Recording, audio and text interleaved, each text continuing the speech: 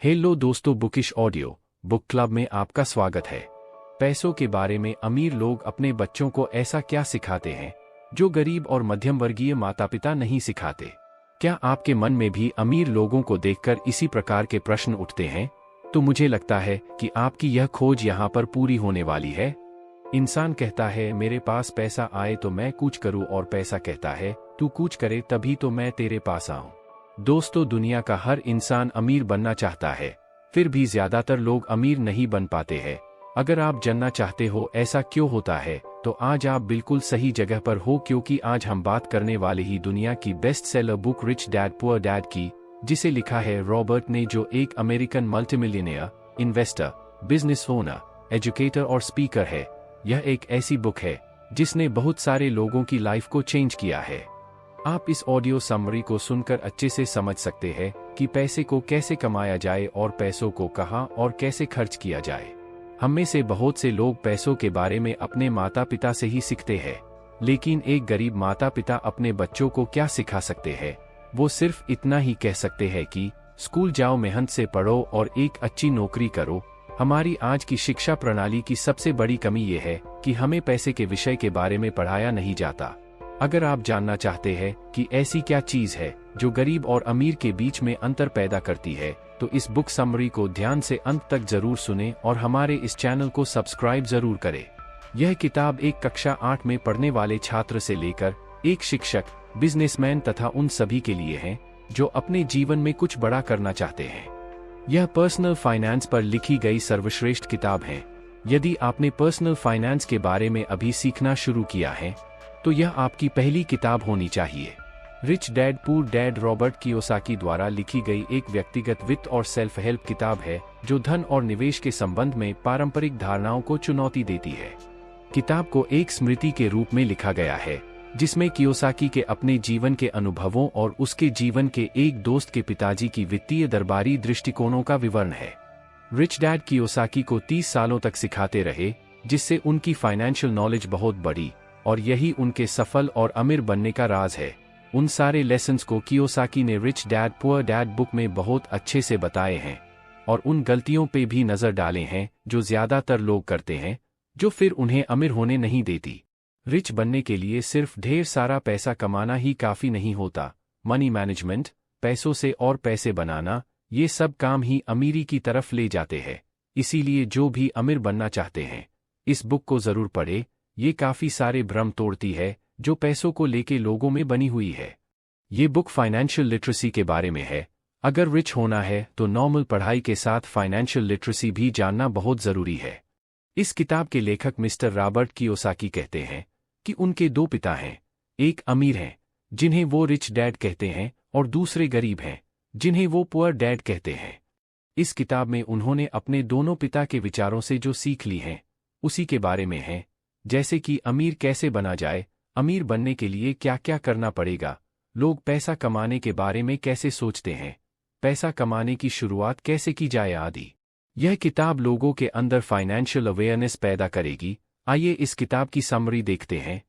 Robert के 2 पिता थे। एक पिता उनके रियल पिता थे जिन्हें वो पुअर डैड बताते हैं, और दूसरे पिता जिन्हें वो रिच डैड कहते हैं, वो उनके दोस्त के पिता थे। दोनों अपने करियर में सफल थे।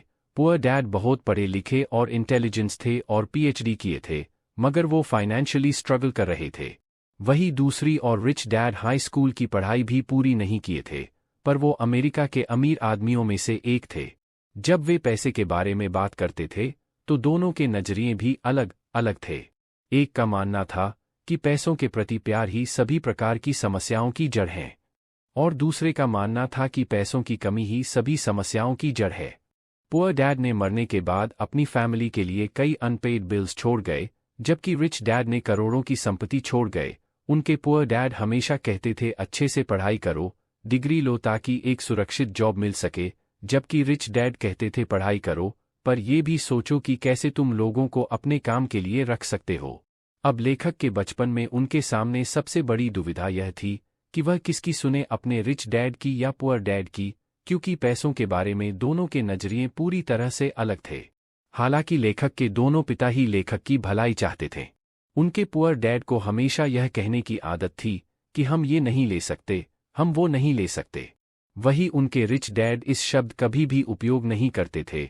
उन्हें इस वाक्य से सख्त नफरत थी, यहाँ तक कि उन्होंने लेखक को भी इसका इस्तेमाल करने से मना कर दिया था। लेखक के रिच डैड कहते थे कि तुम अपने आप से पूछो कि तुम कैसे उस चीज को ले सकते हो। उनका मानना था कि जब तुम कहते हो कि तुम यह चीज नहीं ले सकते हो, तो तुम्हारा दिमाग काम करना बंद कर देता है। और उसके विपरीत जब तुम अपने आप से ये सवाल पूछते हो कि तुम उस चीज को कैसे ले सकते हो, तो तुम्हारा दिमाग अपने आप काम पर लग जाता है। उनका यह कहना बिल्कुल नहीं था कि आप सब कुछ खरीदते चलो। उनका यह कहना था कि अपने दिमाग को हमेशा एक्टिव रखो, उसे काम पर लगाओ, जिससे तुम्हारे ब्रेन की एक्सरसाइज होगी और वह दिन ब दिन मजबूत बनता चला जाएगा। उनके पुअर डैड कहते थे कि कभी रिस्क मत लो और रिच डैड कहते थे कि रिस्क को मैनेज करना सीखो। उनके पुअर डैड कहते थे कि बहुत पढ़ाई करो और कॉलेज डिग्री लो और एक अच्छी सुरक्षित नौकरी ले लो। वही रिच डैड कहते थे कि पढ़ाई करो और पैसा कैसे काम करता है वह सीखो। पैसों के लिए काम मत करो बल्कि पैसों को तुम्हारे लिए काम पर लगाओ। 9 साल की उम्र में रॉबर्ट यानी कि लेखक ने डिसाइड किया कि वो अपने रिच डैड की सुनेंगे और उनसे पैसों के बारे में सीखेंगे, और पैसों के मामले में वो अपने पढ़े लिखे पुअर डैड को फॉलो नहीं करेंगे। उनके अमीर पिता ने उन्हें पैसों के बारे में कुछ बहुत ही महत्वपूर्ण बातें बताई, जिनके बारे में हम आगे बात करेंगे। अमीर पिता ने उन्हें कहा कि आप कितना पैसा कमाते हो यह महत्वपूर्ण नहीं है, महत्वपूर्ण यह है कि कितना पैसा आप बचाते हो। बहुत सारे लोगों को यह नियम पता नहीं है, इसीलिए हम देखते हैं कि लाखों रुपए की लॉटरी जीतने वाला गरीब या मध्यम वर्गीय आदमी अचानक से अमीर तो बन जाता है, परंतु कुछ ही सालों में अपनी पुरानी हालत पर आ जाता है, क्योंकि उन्होंने ने बचाए नहीं, सिर्फ खर्च किया। हम यह भी देखते हैं कि कोई खिलाड़ी जो 25 से 30 साल की उम्र में करोड़ों रुपए कमा रहा था, पर उसके 10 से 15 साल बाद उसके पास कुछ नहीं बचा है। वह बेघर हो गया है और उसे अपना खर्च चलाने के लिए बसें साफ करना पड़ रहा है। लंबे समय में आप कितना पैसा कमाते हैं वो मैटर नहीं करता, आप कितना पैसे आप बचाते हैं वो मैटर करता है। आइए इसे थोड़ा और डिटेल में देखते हैं। सबसे पहले आपको एसेट और लायबिलिटीज क्या होता है उसे समझना होगा और उनके बीच का अंतर भी समझना होगा। रिच डैड ने उन्हें साधारण भाषा में समझाया कि एसेट आपकी जेब में पैसे डालते हैं, वही लायबिलिटीज आपकी जेब से पैसे निकालती हैं। यदि आपको अमीर बनना है तो आपको एसेट खरीदने होंगे, और यदि आपको गरीब और मध्यम वर्गीय बनना है तो आपको लायबिलिटीज खरीदने होंगे। कोई भी अमीर आदमी पढ़ा लिखा हो या न हो, लेकिन वह फाइनेंशियली लिटरेट, आर्थिक रूप से पढ़ा लिखा जरूर होता है, यानी पैसा कैसे काम करता है यह उसे जरूर पता होता है। पैसा कैसे काम करता है यह किसी भी स्कूल और कॉलेजेस में भी सिखाया नहीं जाता। हर आदमी का एक इनकम स्टेटमेंट, बैलेंस शीट और कैश फ्लो यानी पैसे का बहाव होता है। इनकम स्टेटमेंट में 2 भाग होता है, एक इनकम यानी कमाई और दूसरा एक्सपेंसेस यानी खर्चा। यह आपको बताता है कि आपने कितने पैसे कमाए हैं और कितने खर्च किए हैं, तथा सब खर्च निकालने के बाद आपके पास कुल कितना पैसा बचा है, कुछ बचा भी है या नहीं। बैलेंस शीट में भी 2 भाग होते हैं, एक एसेट, संपत्ति, और दूसरी लायबिलिटीज, देनदारी। आपके एसेट आपके लिए पैसा बनाते हैं, ये आपको पैसा कमा कर देते हैं, जैसे जमीन, शेयर मार्केट और बॉन्ड्स में लगाया गया पैसा, इंटेलेक्चुअल प्रॉपर्टी यानी बौद्धिक संपदा आदि। लायबिलिटीज का मतलब देनदारी, जैसे घर का या कार का लोन, क्रेडिट कार्ड का लोन आदि। लेखक गरीब आदमी के कैश फ्लो के बारे में बताते हैं। गरीब आदमी के पास कमाई का स्रोत सिर्फ वेतन होता है। उनका लगभग पूरा पैसा कर, घर का किराया, खाना, कपड़े आदि में चला जाता है।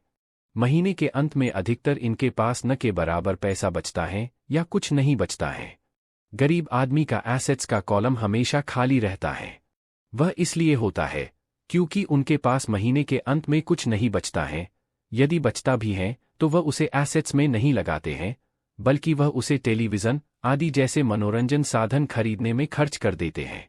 ऐसा इसलिए होता है क्योंकि उन्हें किसी ने एसेट्स के बारे में बताया नहीं होता, न ही स्कूल में, न माँ बाप ने और न ही दोस्तों ने। लायबिलिटीज वह खरीद नहीं पाते हैं क्योंकि उनके पास उतने पैसे बचते ही नहीं है। लेखक मध्यम वर्ग के आदमी के कैश फ्लो के बारे में बताते हैं। मध्यम वर्गीय लोगों का एक सेट पैटर्न होता है। जिनकी जल्दी में शादी हुई है वह पहले किसी नए शहर में किराए पर रहने लगते हैं। फिर खुद का नया घर लेने के बारे में सोचते हैं और नया घर लेने के बाद वह फर्नीचर लेते हैं। फिर जैसे जैसे इनकी आय बढ़ती जाती है वह वैसे वैसे वो कार और कुछ दूसरा सामान लेने लगते हैं। फिर उनका लायबिलिटीज का column home loan, car loan आदि से भर जाता है। इसके बाद लोन की किस्तों के वजह से उनका खर्चा बढ़ता है और उनकी पूरी सैलरी उनके मासिक खर्चे में ही चली जाती है। इस प्रकार उनका पूरा एसेट्स का कॉलम खाली ही रह जाता है। आइए अब अमीर आदमी का कैश फ्लो देखते हैं।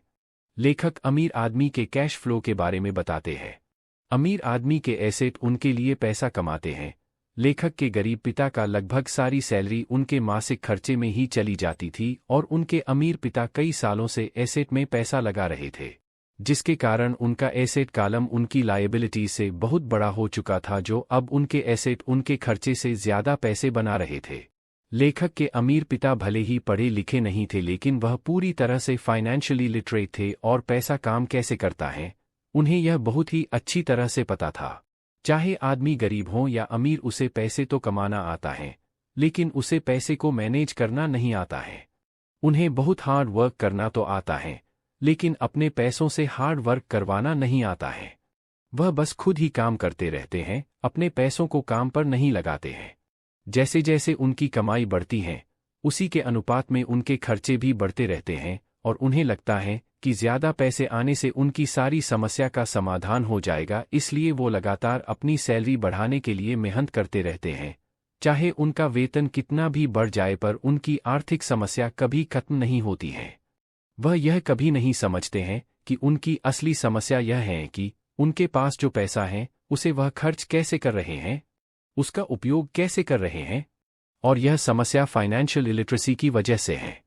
सबसे पहली बात जो आपको माननी चाहिए वह यह है कि सबसे पहले खुद को पे करो। जो भी पैसा आप कमाते हैं उसमें से कुछ हिस्सा अपने लिए रखो, यानी कि अपने लिए पैसे बचाओ और उन बचे हुए पैसों से ऐसे एसेट खरीदो जो आपके लिए पैसा बना सके, यानी आपको पैसा कमा कर दे सके। अमीर और गरीब लोगों में सबसे बड़ा अंतर यह होता है कि गरीब लोग पहले सब पैसे खर्च कर लेते हैं, फिर आखिर में अपने लिए रखने का सोचते हैं, जिसकी वजह से ज्यादातर समय वह अपने लिए कुछ भी नहीं बचा पाते हैं और अंत में नहीं वह उसे किसी एसेट में निवेश कर पाते हैं। वही अमीर लोग सबसे पहले अपने लिए पैसे बचाते हैं और उसके बाद अपने खर्चे करते हैं। यह करने के लिए बहुत ही प्रयास और सेल्फ डिसिप्लिन की जरूरत पड़ती है। अमीर लोग पैसों के लिए काम नहीं करते। Rich do not work for money, money work for them. गरीब और मध्यवर्गीय लोग पैसे के लिए काम करते हैं, अमीर लोग पैसे से अपने लिए काम कराते हैं। कियोसाकी वित्तीय शिक्षा और संपत्ति और देयता के बीच अंतर को समझने का महत्व दिलाते हैं। उनका कहना है कि धनी लोग प्रमुखतः ऐसी संपत्तियों को बनाने और प्राप्त करने पर ध्यान केंद्रित करते हैं जो पैसे वाय उत्पन्न करती हैं, जबकि गरीब और मध्यवर्ग प्रमुखतः एक पेचेक के लिए काम करते हैं। पहले लेसन में अमीर डैडी बताते हैं कि डर और लोभ ज्यादातर लोगों की जीवन को नियंत्रित करती है। लोग पैसे की कमी ना हो इसीलिए काम करते हैं और जैसे ही पैसा आ जाता है तो अन्य नई चीजें खरीदने की लालच भी जाग जाती है। फिर यही लालच उन्हें और पैसे कमाने पर मजबूर करती है और ये डर कि वो अपने बिल चुका नहीं पाएंगे, कहीं वो गरीब ना हो जाए, इसीलिए वो कड़ी मेहनत करते हैं और पैसे कमाते हैं। रिच डैड इसे रैट रेस कहते हैं। कैसे लोग डर और लालच की वजह से इस रेस में फंसे हुए हैं। ऐसा नहीं है कि लोगों को ये रेस अच्छा लगता है, पर बचपन से लोगों के मन में बैठी बातें उन्हें इस रेस का हिस्सा बनाए रखती है। बचपन से ये सिखाया गया अच्छे से पढ़ाई करो, अच्छी डिग्री लो, फिर एक अच्छी जॉब करो, अगर कुछ अलग ट्राई किया तो सिर्फ असफल ही होगे, कोई दूसरा कामयाब नहीं होने देगा, और यही बात लोगों को इस रेस से जोड़े रखती है। ये सच है कि इस रैट रेस में हिस्सा बने रहने से आप कभी गरीब नहीं बनोगे, अपने बिल्स चुका पाओगे, लक्ष्युरी खरीद पाओगे, पर कभी अमीर नहीं बन पाओगे, एक क्वालिटी लाइफ जी नहीं पाओगे। रिटायरमेंट तक रोज उस बोरिंग रूटीन को फॉलो करना पड़ेगा। तो बात यह आती है कि करें क्या? पहले पूरी हिम्मत करके इस रैट रेस से निकलें। ऐसा कुछ करें जिसमें आप पैसों के लिए काम ना करें, बल्कि पैसे आपके लिए काम करें, और ये तभी संभव है जब आप फाइनेंशियल नॉलेज लेंगे। Mindset shift. कियोसाकी एक कर्मचारी से निवेशक और उद्यमिता बनने के लिए माइंडसेट में परिवर्तन की आवश्यकता की प्रेरणा देते हैं। उनका मानना है कि विपणी माइंडसेट को विकसित करना और सोची समझी जोखिमों को लेना वित्तीय सफलता के लिए महत्वपूर्ण है। आर्थिक साक्षरता, फाइनेंशियल लिटरेसी। महत्वपूर्ण यह नहीं है कि आप कितना पैसा कमाते हैं, महत्वपूर्ण तो यह है कि आप कितना पैसा रखते हैं। इस लेसन में लेखक वित्तीय शिक्षा के महत्व को बढ़ावा देने की महत्वपूर्णता देते हैं ताकि आप जागरूक निवेश निर्णय ले सकें।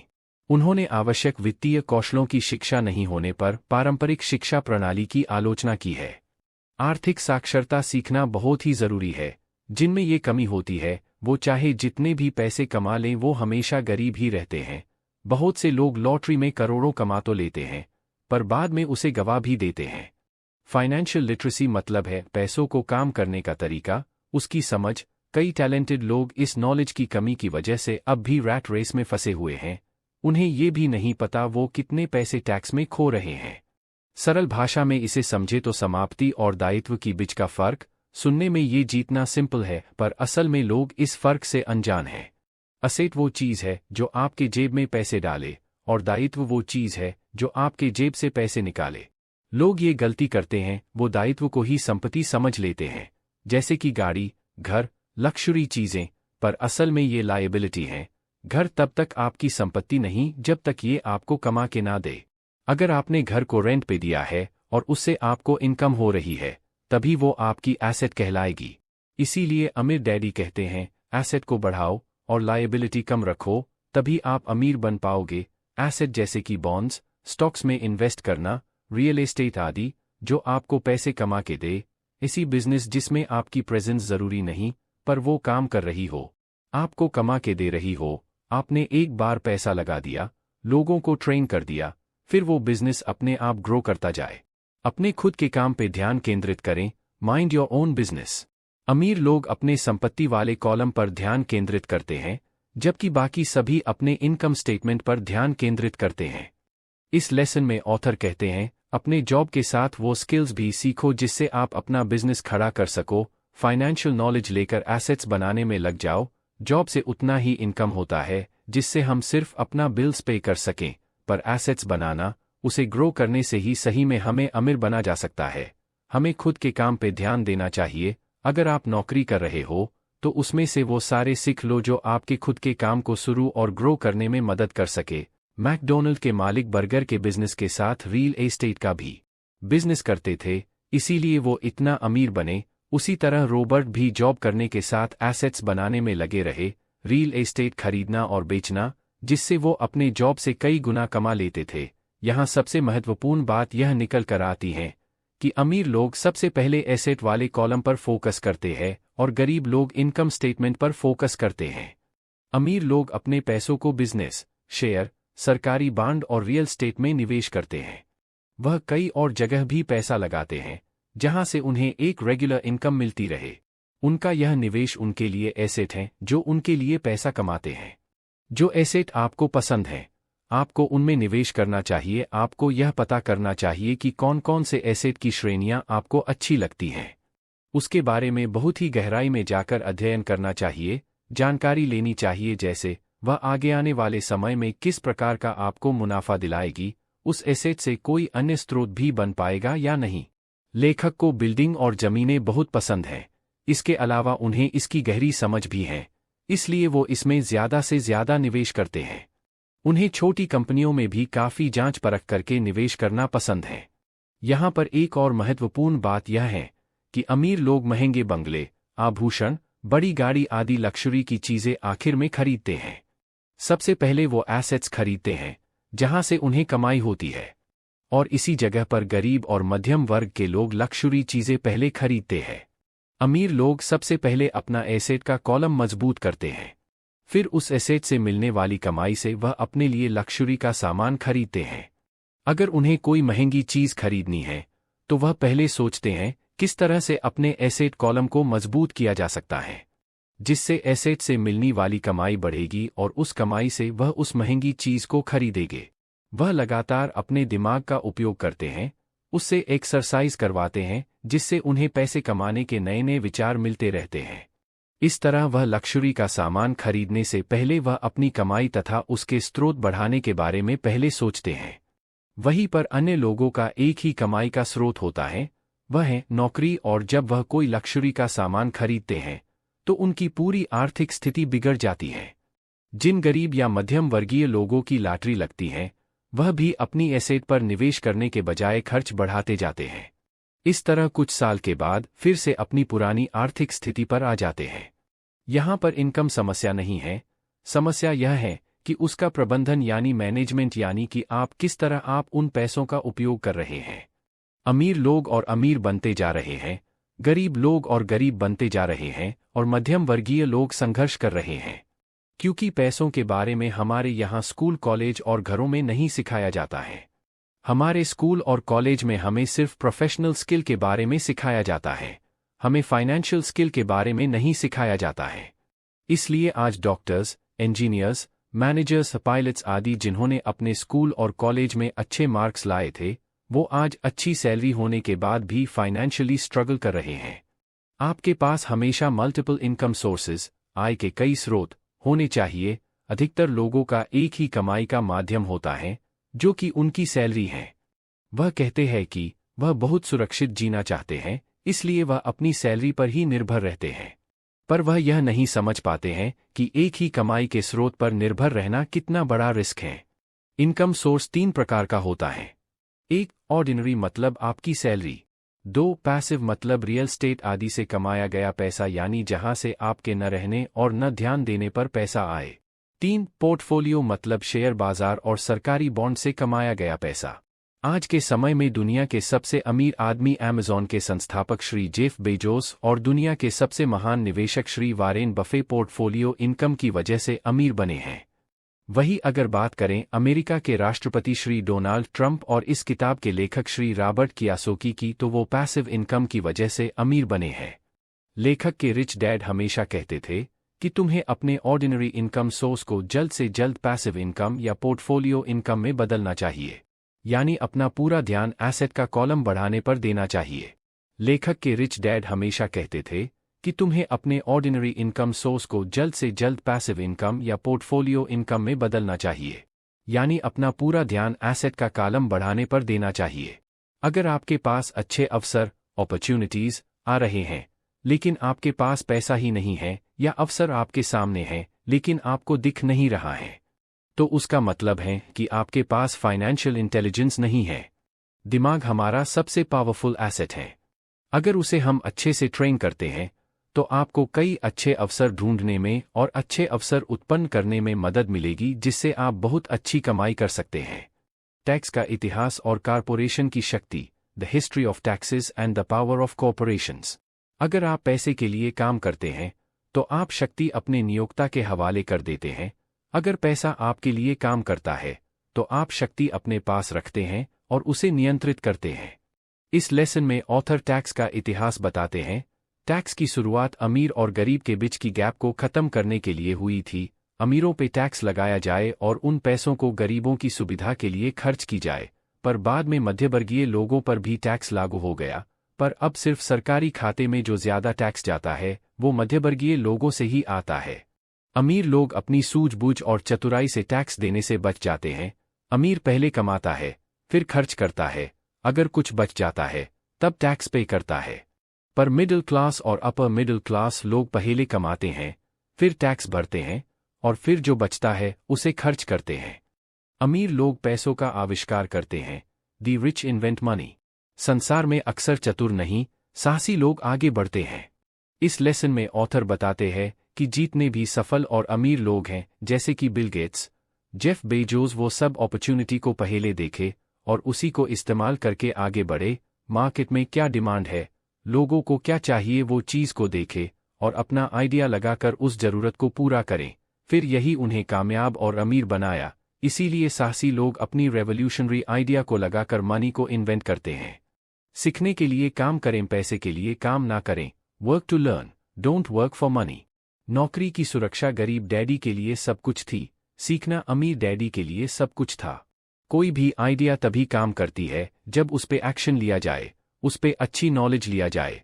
ऑथर अपने जीवन में कई तरह के काम करते रहे, जिससे उन्हें हर क्षेत्र में नॉलेज मिलती रही, और यही उन्हें एक सफल व्यवसाय बनाने में मदद भी की। इसीलिए सिर्फ मंथ के आखिर में मिलने वाली सैलरी के लिए काम ना करें, बल्कि कुछ सीखने के लिए काम करें। अलग अलग फील्ड की नॉलेज लें और उन फील्ड के एक्सपर्ट्स के साथ जुड़े, उन्हें अपने काम के लिए रखें, जो फिर आपका काम ग्रो करने में मदद करेंगे। जोखिम और असफलता। कियोसाकी मानते हैं कि जोखिम लेना और असफलता से सीखना वित्तीय सफलता के महत्वपूर्ण हिस्से हैं। उन्होंने पाठकों से कहा है कि वे असफलता से डर को पार करें और गलतियों को मूल्यवान सीखने के रूप में देखें। संपत्ति का महत्व। लेखक धन की महत्वपूर्णता पर जोर देते हैं और सुनिश्चित करने की सिफारिश करते हैं कि संपत्तियों को जमा करना महत्वपूर्ण है, जो समय के साथ मूल्य बढ़ाती हैं और आय उत्पन्न करती हैं। Focus on learning not earning. आपको लर्निंग पर फोकस करना होगा, अपने दिमाग को फाइनेंशियली ट्रेंड करना होगा। आपका माइंड फाइनेंशियली ट्रेंड होगा तभी वह नए फाइनेंशियल अवसरों को देख पाएगा। कोई भी चीज़ सीखते हुए आपको अपना माइंड खुला रखना चाहिए। आज के समय में बहुत सारे लोग जब उनके सामने कोई नया विचार आता है तो उसे सही से नहीं सुनते हैं या अनसुना कर देते हैं। वहीं पर जो सही में बुद्धिमान होते हैं वह नए विचारों का खुले मन से स्वागत करते हैं, उसे तुरंत नोट कर लेते हैं। वह बोलने से ज़्यादा सुनने पर फोकस करते हैं। आज के समय में जो अलग अलग एसेट्स हैं, जैसे कि जमीन, शेयर बाजार, सरकारी बॉन्ड, नए बिजनेस आदि, आपको किसी में भी निवेश करने से पहले अपना दिमाग खुला रखकर उसका अध्ययन करना होगा। जो लोग लर्न की जगह अर्न पर फोकस करते हैं वह पैसा तो कमाते हैं लेकिन उसे अच्छे से मैनेज नहीं कर पाते हैं। फिर आगे चलकर किसी न किसी फाइनेंशियल समस्या में फंसते रहते हैं। फाइनेंशियल नॉलेज न होने की वजह से लोग अपने आसपास चल रही जल्दी से अमीर बनने वाली किसी योजना में किसी के कहने पर पैसा लगा देते हैं। फिर उसके बाद वह कंपनी उनका पैसा लेकर भाग जाती है। इसीलिए लेखक के रिच डैड ने उनसे कहा कि पहले लर्निंग पर ध्यान देना चाहिए, बाद में अर्निंग पर। फाइनेंशियल लर्निंग आजीवन चलने वाली प्रक्रिया है। जब भी तुमसे गलती होगी तो तुम उससे सीखो और अगले समय वह गलती न करो। गलतियों से बिल्कुल न डरो। जब कोई जीतने के लिए खेलता है तो उससे गलतियां होती हैं, लेकिन सबसे महत्वपूर्ण है कि उस गलती से सीखकर आगे अच्छा करना। रिच डैड ने लेखक को रिस्क मैनेजमेंट, जोखिम प्रबंधन सीखने को कहा। इस संदर्भ में मिस्टर वॉरेन बफे ने कहा है कि risk comes from not knowing what you are doing. आप क्या कर रहे हैं, यदि आपको वह पता नहीं है तो वह जोखिम है। यदि आप गाड़ी चला रहे हैं और आपको गाड़ी चलाना ही नहीं आता है तो वह रिस्क है। इसको कम करने के लिए पहले आपको गाड़ी चलाना सीखना पड़ेगा। इसी तरह फाइनेंशियल रिस्क को भी फाइनेंशियल ज्ञान और स्किल डेवलप करके कम किया जाता है। इसीलिए किसी भी एसेट में निवेश करने से पहले उसके बारे में सही से जानना और उसके बारे में स्किल होना बहुत ज़रूरी है। आइए हम आगे देखते हैं कि लेखक ने अपने फाइनेंशियल ज्ञान और स्किल का उपयोग करके कैसे पैसे बनाए। 1989 में रॉबर्ट अमेरिका में जहाँ रहते थे उसके पास के एक स्थान से गुजर रहे थे। वहाँ उन्होंने देखा कि वहाँ के अधिकतर घरों पर सेल के बोर्ड लगे हैं। उस समय अमेरिका में मंदी आ गई थी, शेयर बाजार टूट चुका था तथा वहाँ की रियल स्टेट का बाजार भी बहुत ही खराब हालत में था। उन्होंने देखा कि वहाँ पर एक घर के नोटिस बोर्ड पर बहुत दिनों से सेल का बोर्ड लगा हुआ था। तब वह उस घर के मालिक से मिले। उन्होंने उसके मालिक से पूछा कि यह घर कितने में बेच रहे हों। उसने कहा कि मैंने बहुत दिनों से इस घर को बेचने के लिए बोर्ड लगाया है, लेकिन कोई भी यह घर देखने के लिए और दाम पूछने के लिए नहीं आया, तो आप ही घर देख लो और मुझे इसका दाम बताओ। रॉबर्ट को वह घर बहुत पसंद आया और उन्होंने वह घर $20,000 में खरीद लिया। फिर उसके बाद उन्होंने उस घर में किराएदार रखे। 1-2 साल बाद जब उस स्थान पर रियल स्टेट का मार्केट बढ़ने लगा तो लोग उस स्थान पर घर खरीदने लगे। उस समय उन्होंने $20,000 में खरीदा घर $95,000 में बेच दिया। यहाँ ध्यान देने वाली बात है कि उन्होंने सिर्फ उस घर के दाम में ही मुनाफा नहीं कमाया बल्कि उसमें किराएदार रखकर भी उससे पैसा बनाया। उसके 1 महीने बाद फिर उन्हें एक अच्छा फ्लैट मिला जिसका मालिक जर्मनी का था। उन्हें उस एरिया के रियल स्टेट मार्केट के बारे ज़्यादा जानकारी नहीं थी, वह बस उस फ्लैट को जल्द से जल्द बेचकर जर्मनी जाना चाहते थे। अब लेखक उसके साथ मोल भाव करके वह फ्लैट भी खरीद लिया और 2 साल बाद लगभग 1.5 गुना दाम पर उसे बेच दिया। उन पैसों से फिर उन्होंने एक मंदी वाले एरिया में घर खरीदा और जब वह पर मंदी खत्म हुई तो उसे बेचकर अच्छा मुनाफा कमाया। इसकी मदद से वह बताते हैं कि कैसे कम पैसों को ज़्यादा पैसों में बदल सकते हैं। उसके लिए आपके पास उस एसेट से जुड़ा आर्थिक ज्ञान होना चाहिए, तभी आप अच्छे अवसर ढूंढ पाएंगे। लेखक को रियल स्टेट की ज़मीन, घर और छोटी कंपनी में निवेश करने में दिलचस्पी, इंटरेस्ट है। इसलिए वह उसके बारे में ज्ञान इकट्ठा करते हैं, फिर अच्छे अवसर तलाशते हैं। आपको जिस एसेट में इंटरेस्ट है उसका अच्छा ज्ञान लीजिए, फिर उसमें निवेश करने के बारे में सोचिए। दोस्तों, अंत में लेखक ने पुनः एक बार याद दिलवाने की कोशिश की है कि गरीब और मध्यम वर्ग के लोग पैसों के लिए काम करते हैं, वही अमीर लोगों के लिए पैसा काम करता है। अमीर लोग अपने एसेट कॉलम को बढ़ाने में लगे रहते हैं। उन्हें उससे जो मुनाफा मिलता है उसे वो वापस वही और पुनः निवेश करते हैं। इस तरह उनका पैसा उनके लिए लगातार काम करता है। किसी भी एसेट में पैसा लगाने से पहले उसमें जिन लोगों ने निवेश किया है उनसे मिलें, जो लोग उसमें निवेश करके सफल हुए हैं। यदि उनसे मिलना संभव नहीं है तो उनके बारे में पढ़ें और उस एसेट के बारे में गहन ज्ञान हासिल करने का प्रयास करें। इस बुक की कुछ मुख्य बातें। फाइनेंशियल नॉलेज, आर्थिक साक्षरता लें। एसेट्स बनाएं। अमीर लोग लक्जरी बाद में खरीदते हैं, पहले वो एसेट्स बनाने में जुट जाते हैं, उससे मिले पैसों से फिर लायबिलिटी खरीदते हैं। सबसे पहले खुद को पे करें और उन पैसों को इन्वेस्ट करने में लगाएं जिससे आपकी एसेट्स बढ़े। पैसों से जुड़े डर को हैंडल करना सीखें। पैसों के मामले में सक्सेस इस बात पे निर्भर करती है कि हम अपने डर को कितने अच्छे से संभाल सकते हैं। बहुत सारे लोग कई अच्छे अपॉर्चुनिटी को गंवा देते हैं क्योंकि उन्हें रिस्क लेने से डर लगता है। सेलिंग स्किल सीखे। कई टैलेंटेड लोग पिछड़े रह जाते हैं क्योंकि उन्हें अपनी कला बेचने का स्किल पता नहीं होता। कई लोग अपने मार्केटिंग टेक्निक से साधारण चीज को असाधारण बनाकर मशहूर कर देते। सबसे बड़ा एसेट आपका मस्तिष्क है, उसकी एबिलिटी को बढ़ाएं अच्छी स्किल्स और नॉलेज से। ये कभी ना कहे कि मैं ये खरीद नहीं सकता। जब हम कहते मैं ये नहीं कर सकता तो दिमाग उसके बारे में सोचना बंद कर देता है। खुद से पूछे, मैं ये कैसे खरीद सकता हूँ? तभी दिमाग नए नए तरीके को ढूंढेगा, अपॉर्चुनिटी को पहचानेगा और उस पे एक्शन लेगा। खुद पे बिलीफ रखें। आशा है आपको ये rich dad poor dad book summary पसंद आई होगी। दोस्तों, आपको ये समरी कैसी लगी हमें कमेंट करके जरूर बताएं। यदि आपका कोई सवाल या सुझाव है तो हमें कमेंट कर सकते हैं।